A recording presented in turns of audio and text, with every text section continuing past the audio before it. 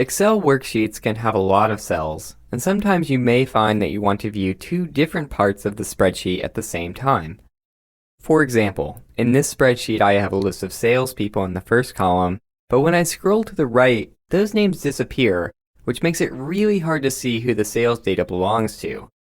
We can fix this by freezing the first column, so it will always stay visible. First, go to the View tab and click Freeze Panes. And you have a few different options, but we just want to freeze the first column. Now when we scroll, we can easily see the names of each salesperson, no matter where we are in the spreadsheet.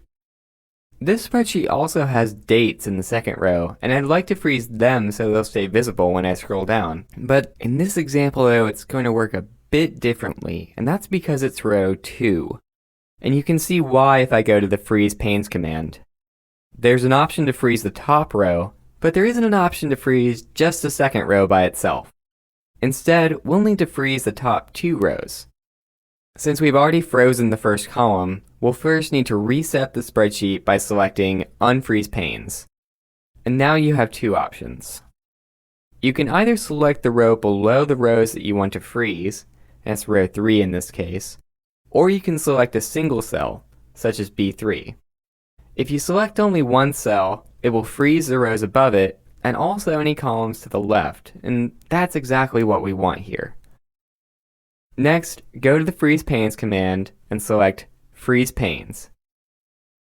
And now you can see a thin line in between rows 2 and 3, and also a line between columns A and B.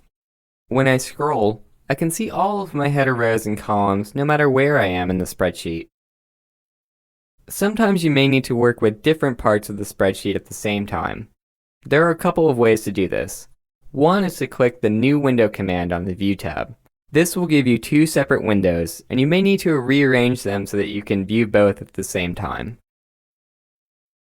Both of these windows are showing the same file, and we can use it to view two different parts of the worksheet. Or, if the workbook has multiple sheets, you can view two of them side by side. So I could view the 2013 sales in one window, and the 2014 sales in another, which makes it very easy to compare the 2 years. If you want to go back to just one window, you can close either one by clicking the Close button in the upper right corner. You can then resize the window as needed or just click the Maximize button. Another way to view two different parts of a worksheet is to use the Split feature. This is a little bit like freezing panes, except instead of freezing them, you can actually scroll each section independently. First, if you have any frozen panes, you'll need to go back to the Freeze Panes command, then choose Unfreeze Panes. Then, select the cell where you want the split to appear, usually somewhere near the middle of your spreadsheet, and then click the Split command. And now you can see that there are vertical and horizontal dividers. There are also 4 scroll bars, which we can use to scroll the different sections. Now, if you find that this view is a little bit too cluttered, you can make it simpler by removing one of the dividers. If you drag the vertical divider all the way to the left, it will disappear, and you just have a horizontal divider. Now by scrolling the top and bottom sections, we can compare the data for any 2 salespeople really easily.